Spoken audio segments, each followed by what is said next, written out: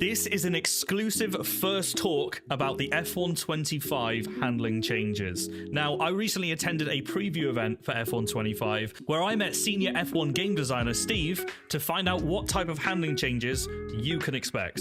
What can players expect going from a 24 handling model to 25 in terms of just the characteristics of the car?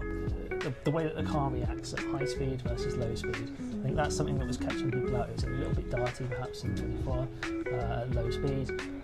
Now it's very consistent across all the different speed ranges. We spoke to various engineers and really kind of delved deeply into the handling characteristics across different speeds and how consistent the drivers like it at different speeds, and that was a key focus for us to really try and get right.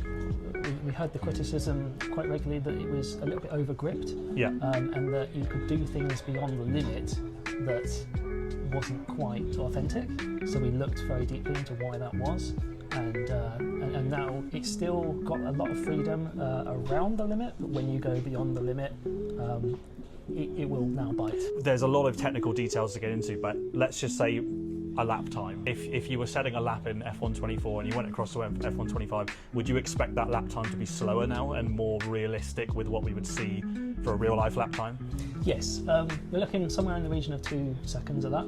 Wow. It does depend on the circuit. We've obviously taken a good look at each circuit and made sure that the grip profile was correct for every single one. We've tried to balance it out so that they're all kind of where they should be, looking at a lot of real life data, but generally speaking, something in the region of 2 seconds is what you can expect. Now, at the time of recording, we are over a month away from the new F1 game release, so of course we're limited in what we can share. Unfortunately, there's no actual gameplay to show you the handling characteristics itself, but really interesting to talk to Steve to kind of dive into a bit of deeper details, because from my own perspective of playing the beta and also playing the preview version of the game at the event, the overall balance and characteristics of the car when driving do feel improved from 24, which admittedly did set the bar low, but at least the weight transfer and the general characteristics of the car feel a lot more natural. I think we still have too much front end grip, particularly in low speed corners, and there are also various other refinements, speaking to esports drivers and others as well,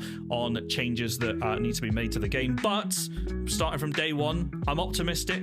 What do you guys think?